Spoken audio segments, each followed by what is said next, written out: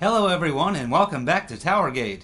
It is day 126, Saturday, July the 8th, 2017. Thank you all so much for tuning in. Well, you know, for a couple weeks now I've been saying that I believe that what we're going to see is that all the DC criminals who are involved in the surveillance, the unmasking, the obstruction, and all these other things are going to somehow find a way to use James Comey as the scapegoat. Now, this has been my gut feeling for a couple of weeks because I'm just looking at all the swamp creatures and I'm realizing that all these people, if you look at Rice, if you look at Lynch, if you look at Wasserman Schultz, all these people, if you follow the trail from them back to the people whose interests are acting for or in, you come back to Obama, you come back to Barack Obama. Something has to be done to protect him and to protect these people as well. So you can bet that Obama and his people and all the people I mentioned as well as others have to be sitting around in their war rooms figuring out exactly how they're going to get themselves out from under the weight of these criminal investigations and obvious criminal violations.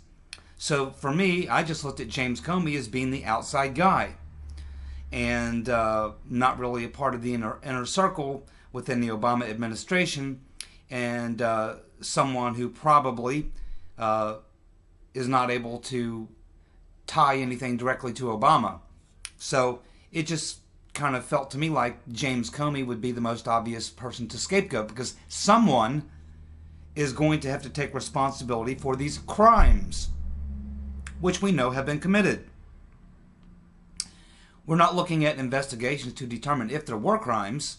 What we are looking at is the fact that there are crimes. And so why were they committed? That's the question we're really answering. Why did they do it?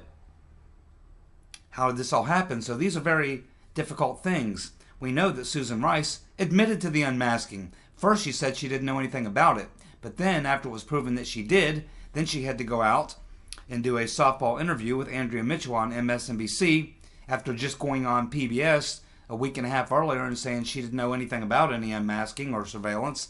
Then she had to come out after the Washington Post, New York Times, The Guardian, and various other newspapers ran several stories proving that she was in fact part of unmasking. She knew that there would be records of this with the National Security Council as well as the FBI, probably the NSA and other people, and she knew that they could not keep this thing corralled, so she had no choice, and she was probably urged to do so by Obama and his people, and probably the Clintons are probably up to their eyeballs in this as well, and they probably told Susan Rice, hey, you better go out there and correct some of that, because right now you've just incriminated yourself for perjury, so you better go out there and correct that. And I think that's why she probably called MSNBC, probably called Andrea Mitchell, or someone did on her behalf, to give her the opportunity to sit there in front of the camera and say, yeah, well, you know, I did some unmasking, but it was all part of, national security. It had nothing to do with politics. So,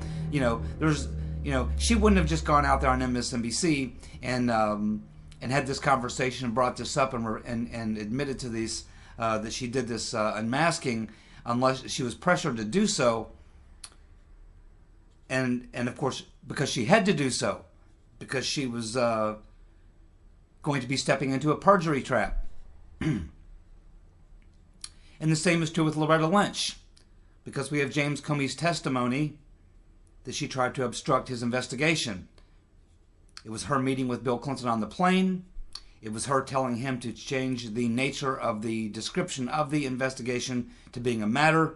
And it was, of course, that little email that we were going to be talking about here in just a moment that forced James Comey, in his own words, to have to take control of the situation and bring the investigation into the Hillary Clinton's emails and her server and all the rest, to get control of that and bring it to a conclusion that he felt would be credible after so much of it had been tainted by the attempted obstruction by his boss, Loretta Lynch. So, this is kind of where we find ourselves.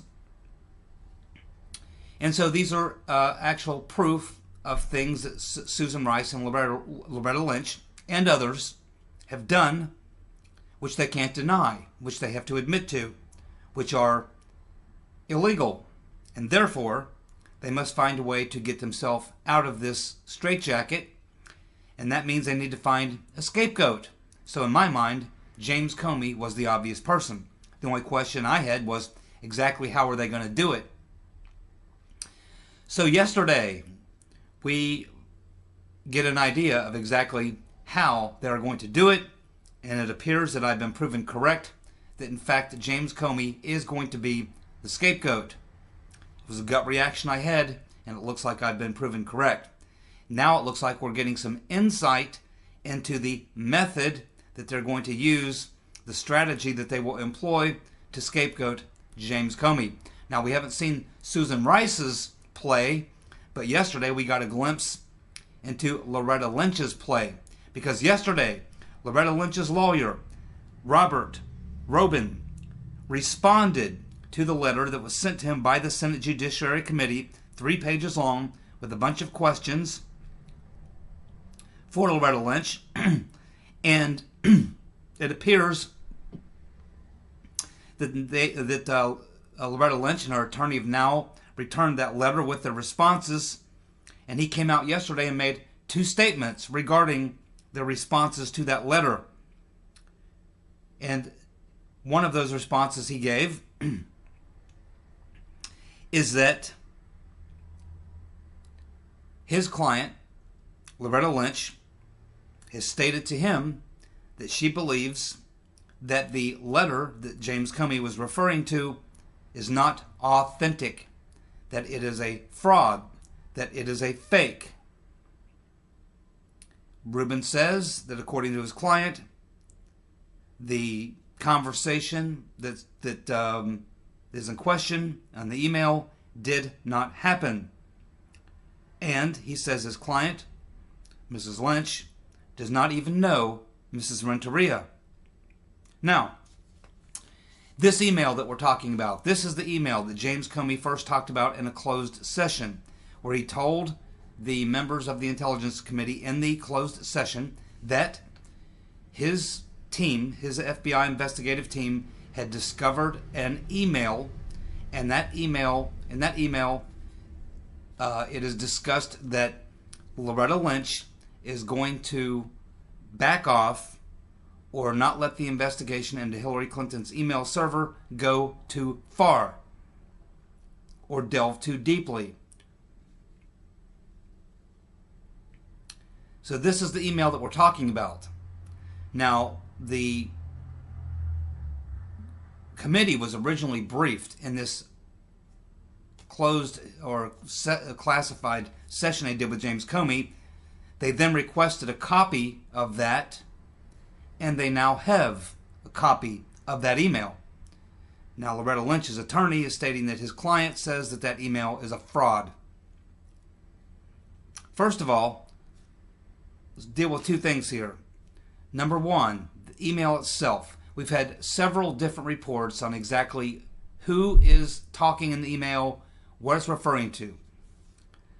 And it appears that there's 2 different sort of lines, whether you go with the Washington Post or the New York Times or the Guardian or whoever's story you want to go with. One of them has the email conversation being between Renteria and a man named Leonard Bernardo.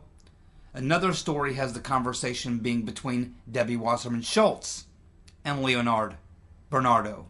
Leonard Bernardo was the head of a political organization that does political work for Democratic campaigns, and they were working for the Hillary Clinton campaign at the time. So whether it was Debbie Wasserman Schultz or Miss Renteria communicating with Mr. Bernardo is in question. But essentially, what the Washington Post is reporting, which sounds to me, I think, is the more popular belief of the 2 different stories, is the Washington Post is reporting that the Debbie Wasserman Schultz was the one who stated that Lynch had assured Renteria that she wouldn't let the probe go too far. So it appears that the conversation was between Debbie Wasserman Schultz and Leonard Bernardo. Although there's an alternative story to that it was Renteria herself talking to Mr. Bernardo. But regardless of who it was talking to Mr. Bernardo, there's no discrepancy in what the email is describing. It is describing that Loretta Lynch had given an assurance that she would back off of the Hillary Clinton email investigation. It would make sure that it did not go too far or would not delve too deeply. And this is now what Loretta Lynch's attorney is saying. Loretta Lynch is stating that this is a fraud, that this email is a fake. Now keep in mind, James Comey told us that he actually went to Loretta Lynch when he got hold of this email, which came from his FBI investigators, people working under him at the FBI.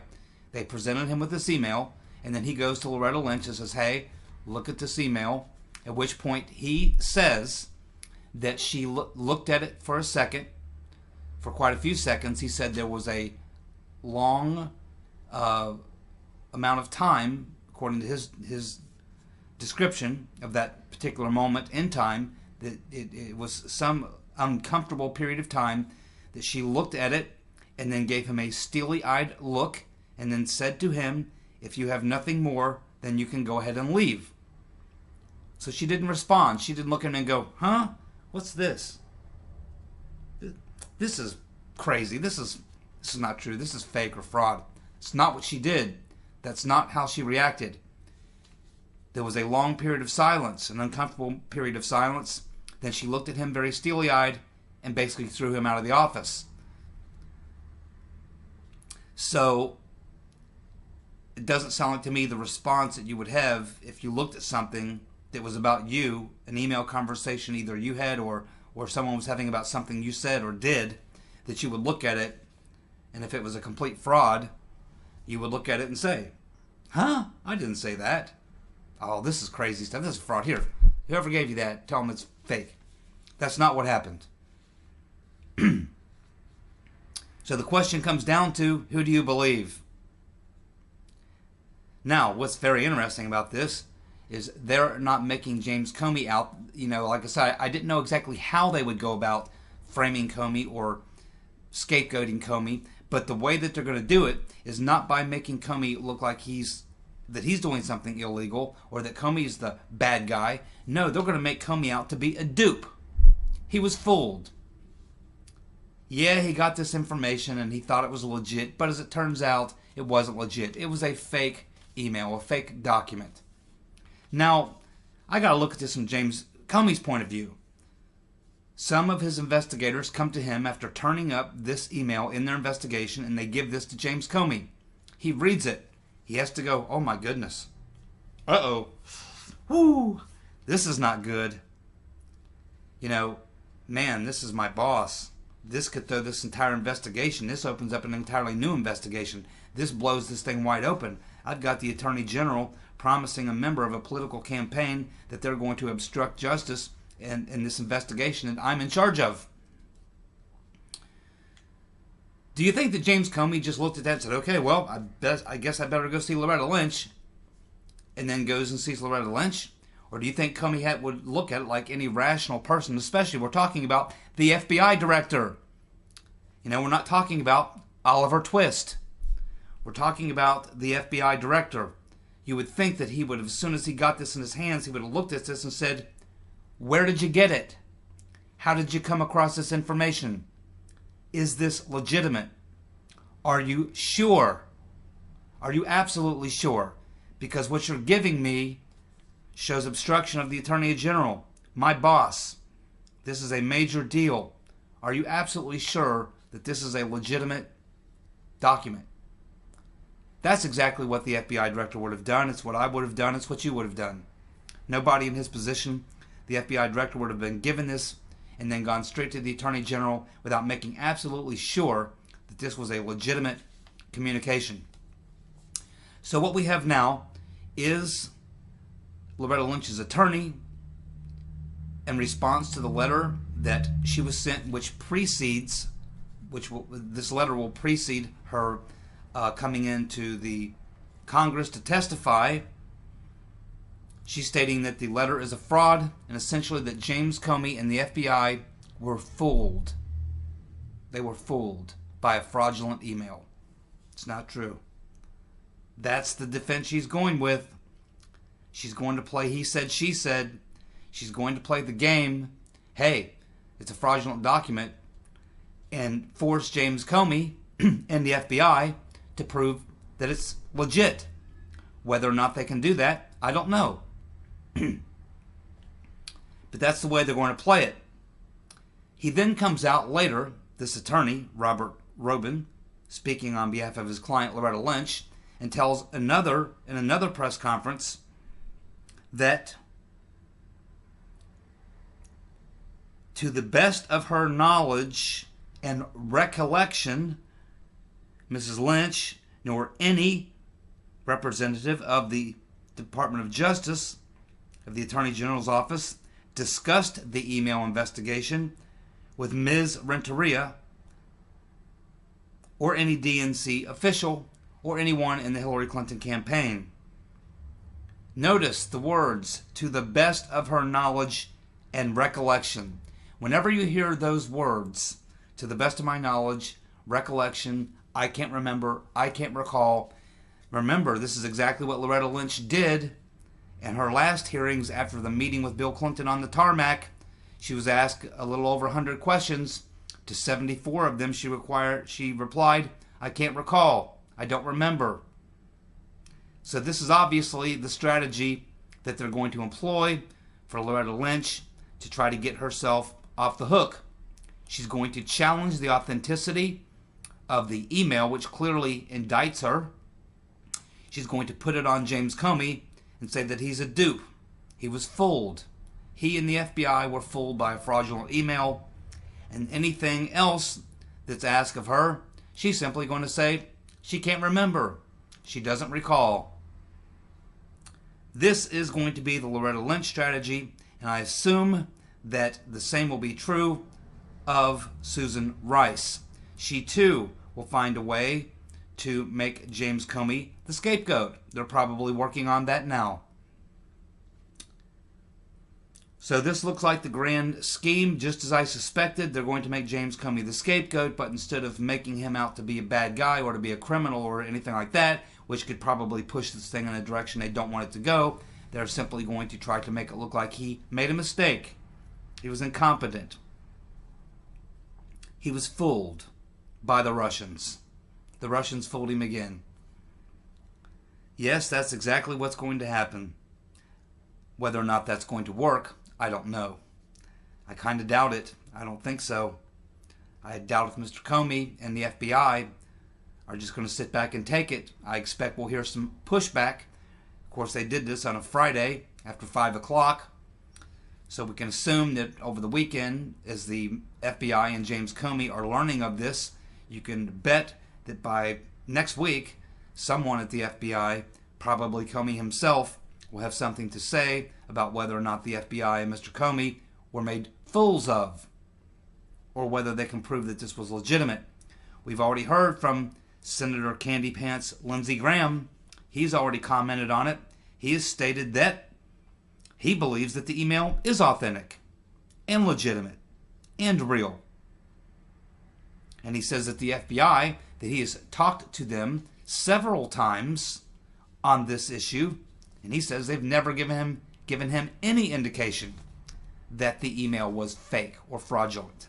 They fully believe this is a legitimate email. We will see if they can prove it, if they have evidence, that, or if they have some way that the FBI has some way that they can prove that this was, in fact, an authentic email. Now that Loretta Lynch has taken this path, has gone down this path, she puts the onus on Comey and the FBI. Now, if the FBI and Comey come back and they are able to prove the authenticity of this email, and I'm not sure if they can or cannot, but if they can, Loretta Lynch is toast.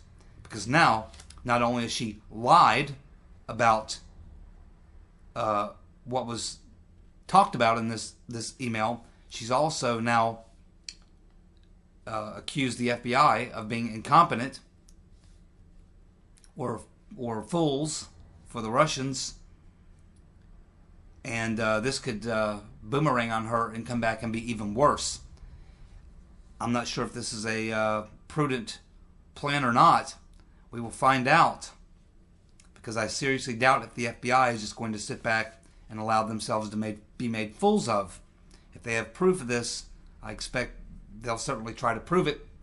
I think they will defend it, even if they cannot come out with documentation and prove it. I think that they will defend it. And it appears that Senator Candy Pants Lindsey Graham is not buying it, and he's the only one I've heard from, but I'm suspecting that a lot of people are not going to buy this.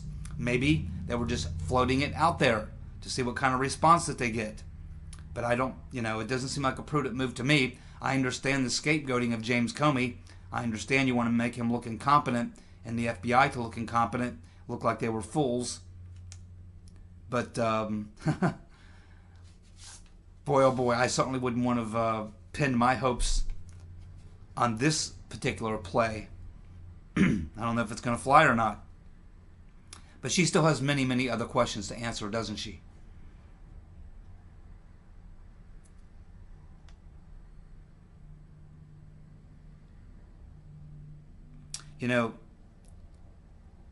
Susan Rice, we all believed would be testifying this week. That did not happen.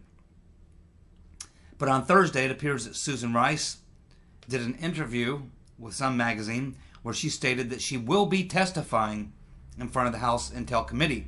So we thought she would be testifying, this week.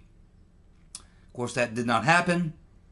But she did state in an interview recently that she is going to testify in front of the House Intel Committee, and that she has been given a list of dates that the committee would be available to hear her testimony. Of course, we know that that's going to be a closed session.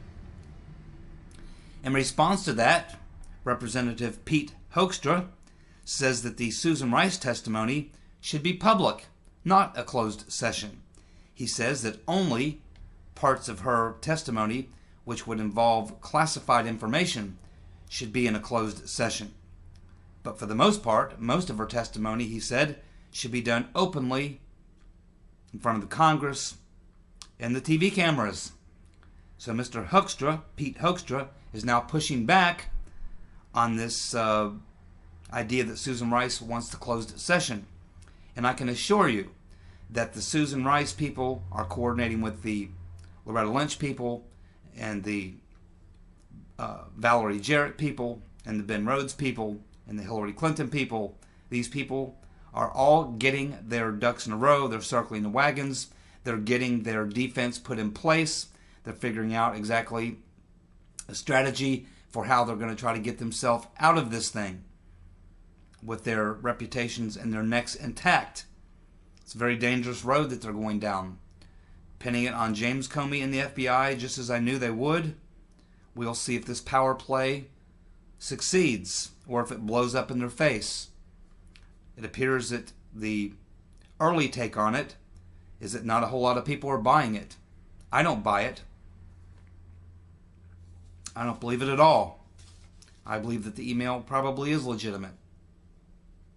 This email. We also have Renteria, who's been asked about this, and she states that she does not know Loretta Lynch. So she's obviously been given her talking point. Of course, you can expect that Miss Renteria will be having her day in front of a committee as well. And apparently they've given her marching orders for what she is supposed to say, which is that she does not know Loretta Lynch. If anyone ever comes out and can prove otherwise, she's toast. Very dangerous game they're playing. Debbie Wasserman Schultz has also gotten her talking points. She says that she doesn't know Bernardo.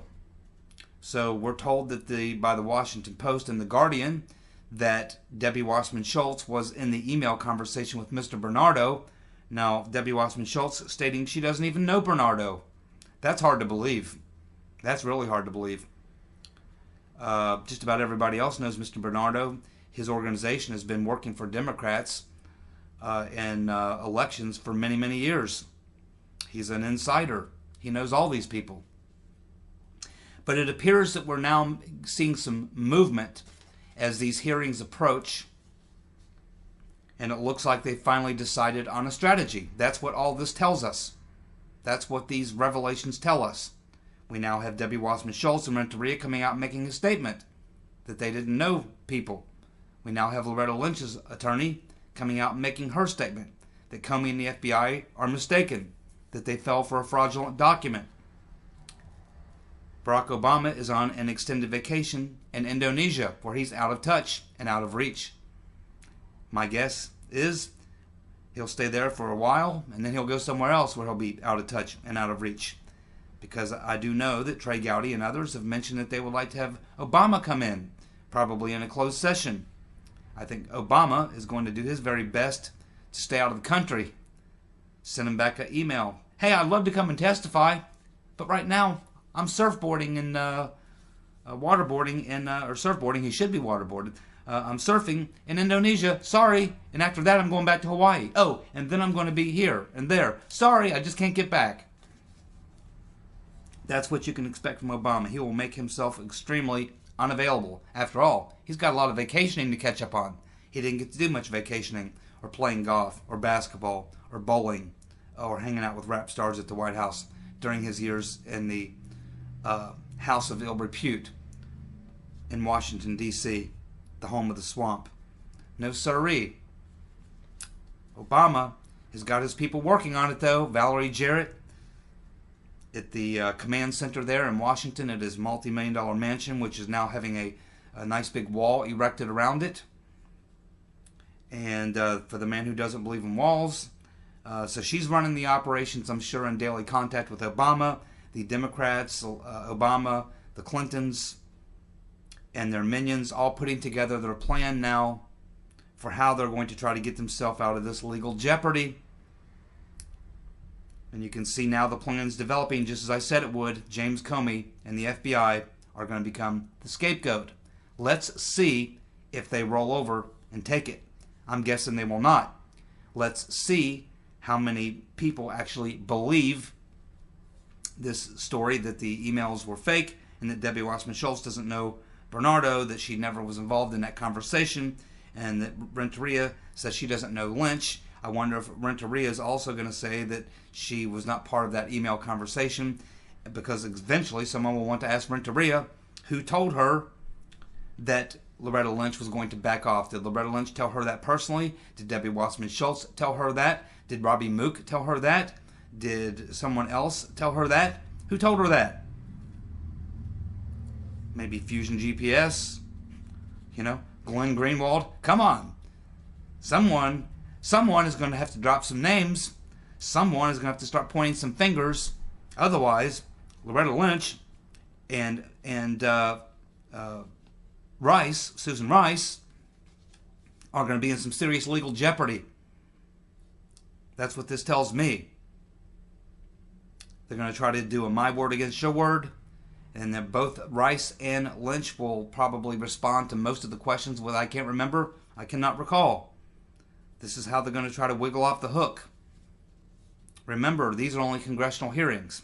At the end of these hearings, saying you can't remember or saying you can't recall or trying to challenge the evidence, the authenticity of the evidence, is not going to stop the eventual conclusion of the committee.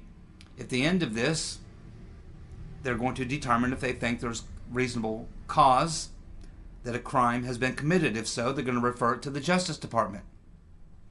But the Justice Department and the Attorney General does not have to wait for that. At any time that the Justice Department or the Attorney General decides that there's enough evidence that a crime has been committed, they can go ahead and initiate getting a special prosecutor and a grand jury. Also, the President of the United States, at any time, can issue a direct order for there to be an investigation. Remember, Trump tweeted this week about that DNC server, which of course we covered earlier in the week, that apparently, according to Zero Hedge, they're suggesting that Robert Mueller may have wanted to take a look at that, and they don't want him to. Mr. Mueller can subpoena that server just like that. He doesn't need to ask permission. So, it looks like I was correct. James Comey is going to be the scapegoat, but the way they're going to play him is not that that he's a bad guy. It's just that he's a dope.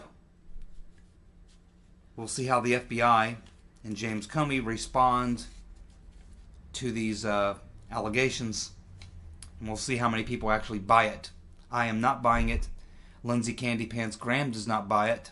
Mr. Hoekstra doesn't buy it. My guess is Trey Gowdy and others on these committees are not going to buy that. I don't think it's going to work, and I think the reason that they floated it out there was just to see what the response is. They want to see how the FBI will respond to it, and that's why they floated it out there. Otherwise, they would have saved this for the hearing. Obviously, this letter that they responded to is in the possession now of the members of the committee, but they didn't leak this.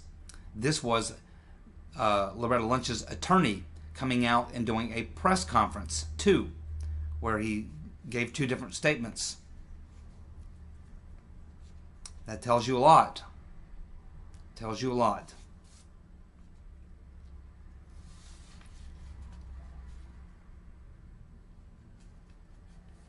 So where is Mueller going? Where can Mueller go now? Well, Mueller has a couple different options. But ultimately, when you look at this thing, remember what this is all about. Trump is a problem for the deep state, but he's a temporary problem. They would like to neuter him as much as possible if they can't get rid of him, fight him as much as possible while tolerating him as best they can. But there's a much bigger picture, and that is Russia and Vladimir Putin. Putin stands in the way of a great many things that the U.S. would like to do in regards to their foreign policy. There's trillions of dollars at stake with who is going to feed the gas and oil pipelines that will supply Europe with fuel. Putin's on the wrong side of that issue. Putin's on the wrong side of a lot of issues with the deep state. And that is why Putin and Russia have been and will continue to be the targets of the deep state. Ultimately, Trump is temporary. Putin and Russia are long-term. So, what I believe, that Mueller is going to, being an agent of the deep state and knowing what his primary mission is, I believe that what Mueller is going to do is realizing that his Russia-Trump collusion case is pretty much over. He's certainly not going to turn on his deep state friends, Obama, the Clintons, Loretta Lynch, and all the rest. Excuse me.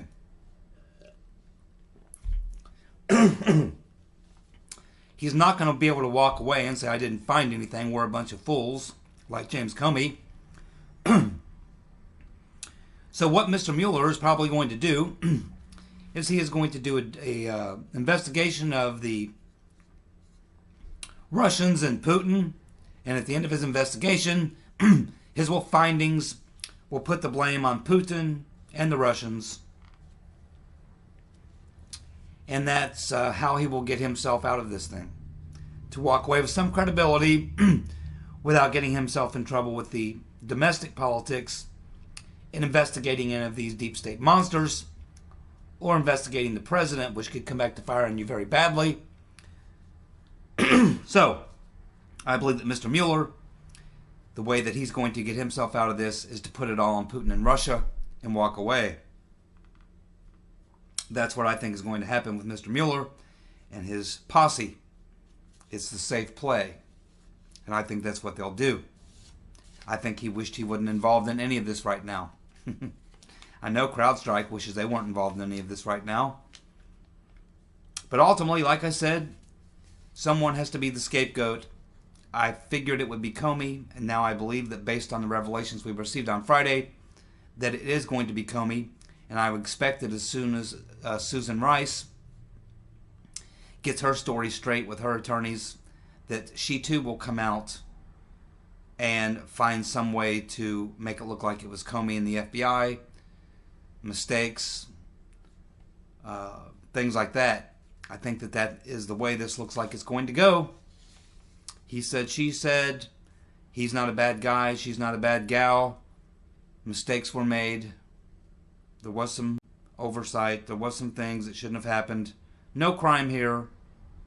Nothing like that. Just some good folks having a bad day, getting a few things wrong. It's all good. We're all good. No smoke here. Nothing here to be alarmed about. Go on back to what you're doing. Back to baseball and the grill outs. Enjoy your summer. Take a vacation. Watch some Yogi reruns.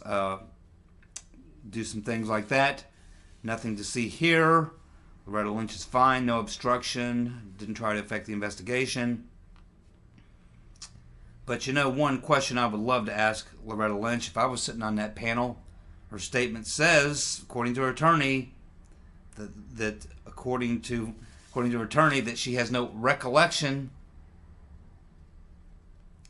cannot remember, has no recollection of ever meeting with any Democratic officials or people in the Hillary Clinton campaign. Very interesting that she should make that claim, that statement, considering that she met with Bill Clinton on the tarmac. I would say, Loretta Lynch, thanks for coming to the hearing today. Would you say that Bill Clinton was a part of the Hillary Clinton campaign? Did he play a role in the Hillary Clinton campaign? Was he in any way possibly a senior official in the Hillary Clinton campaign? Was he going out and campaigning for Hillary? Was he doing various things to advance the cause of Hillary, his wife, in 2016? Was he a part of that campaign?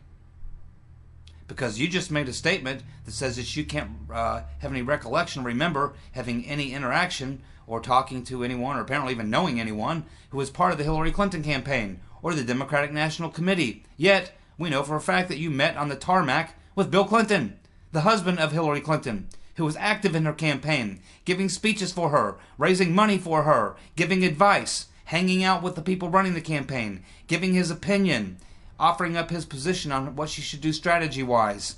Deeply, deeply involved in every aspect of the Hillary Clinton campaign.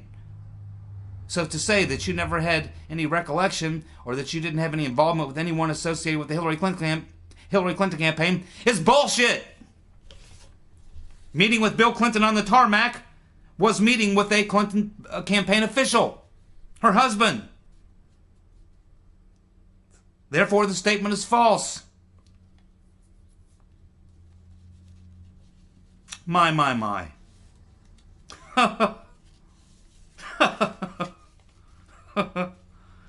My goodness. And for those of you who don't know, CNN's app at the App Store has now been downgraded to 1 star.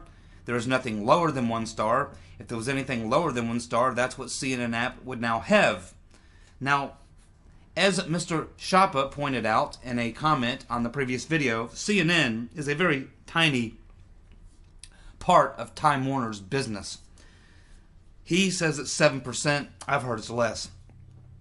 I've heard it's like 3 or 4%. But it's a very small number. For those of you who are not understanding, because we're talking about their stock price, well, it's very easy for a large company like Time Warner to inflate their stock price, and especially at a time when you're going through a acquisition, which is exactly what is happening for the past almost year now. AT&T has been in discussions with Time Warner about possibly an acquisition or even a merger. That's right, even possibly a merger between AT&T and Time Warner. But I think initially what they want is an acquisition. If they can't get a deal they like, an acquisition, they might go for a merger. But when you have this type of situation going on, this is exactly what you want to do if you're getting ready to sell a business or one of your businesses as part of a large mega corp like Time Warner. You want to build the value of those businesses before you sell them. This is why a lot of companies, when they decide they're going to sell a company in the year before they do that, they clean house. They fire all those middle managers and all the people making all the money. They fire them and replace them with younger people or nobody at all. They just have other people do the work that used to be done by these people. Then they also liquidate some assets to show as much capital as they can. They do things to make their company look as good on paper as possible so that they can get the highest selling price as possible when they go to make the sale. So we have AT&T and Time Warner involved in this discussions now for about a year. So CNN, while they're a very tiny part of the overall business, they are a part of that business. And so what CNN's value does is not of great importance. What's of more importance is the value of Time Warner stock. And of course they have ways of manipulating the stock, and this is probably one of the reasons why they have been taking the track they've been taking, because they have been seeing ratings spikes.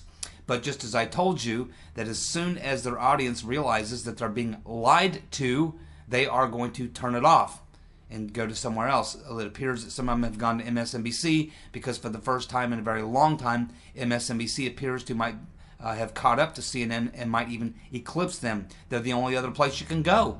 What are they going to do? What are Rachel Maddow fans going to do? Go to Fox? So, this is a lot going on with CNN, but it appears that if in fact this merger or this acquisition takes place, AT&T has made it perfectly clear that if this acquisition takes place and they become the parent company of CNN, there will be a house cleaning going on. Mr. Zucker knows this. Mr. Zucker knows that if this acquisition happens and it goes through, that he is going to be gone, baby, gone, as well as probably many other people there at CNN. They will get a complete makeover, you might say. They might have to call in Brad Bauman to do some PR for them.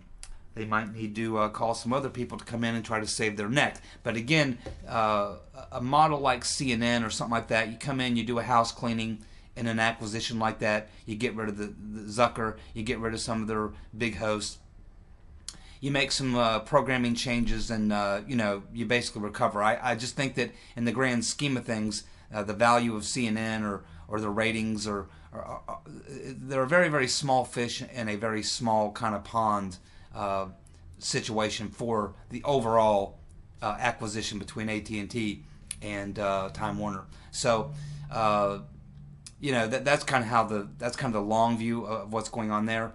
But there's no question that there's a lot of problems there at CNN. Trump's just killing them. They never learn. He beats them up every single time. He baits them. They take the bait. They end up looking bad. I have to believe that Zucker, even if the acquisition doesn't go through, and I know the Trump administration is opposed to it, if in fact the transition were to happen, if they were to go through an acquisition or a merger or what have you, I believe that either way it goes, Zucker is probably out. I don't know if he makes it even to the end of the year. I don't know what his contract is, when his contract is up. But at some point, you'd pay this guy millions of dollars to walk away, because CNN is losing millions of dollars a day running the program they're running. I think it's going to become blatantly obvious to them at some point that these little rating spikes that they can get from fake news are not going to pan out for them in the long term. And so I think that we are going to see CNN spit the bit, just as I predicted they will. I'm staying with that prediction. Hey, I predicted Comey would be the scapegoat, and it turns out I'm probably correct. And I do predict that Jeff Zucker probably will not make it through the year at CNN, unless, I know they're paying him a boatload of money, but they're losing a boatload of money. So someone there at CNN's got to make a lot of decisions. Now, during an acquisition or a merger is not the time when you go and clean house. You do it before you start the talks, or it happens after. After the merger or the acquisition, there's always house cleanings. There's always your people go out, our people come in, sort of thing. So anyway, it's going to happen one way or another, but probably not while they're in these discussions, unless things get really, really bad at CNN, which I don't know. I mean, they're getting beat out by reruns of Yogi Bear. I don't know how much longer that you can continue to do this. Congrats to Donald Trump. He basically destroyed the Republican Party. He just has destroyed the Democratic Party, and he's destroying the media while he's at it. And hopefully the Russian narrative. I'll have more on that tomorrow in tomorrow's TowerGate video.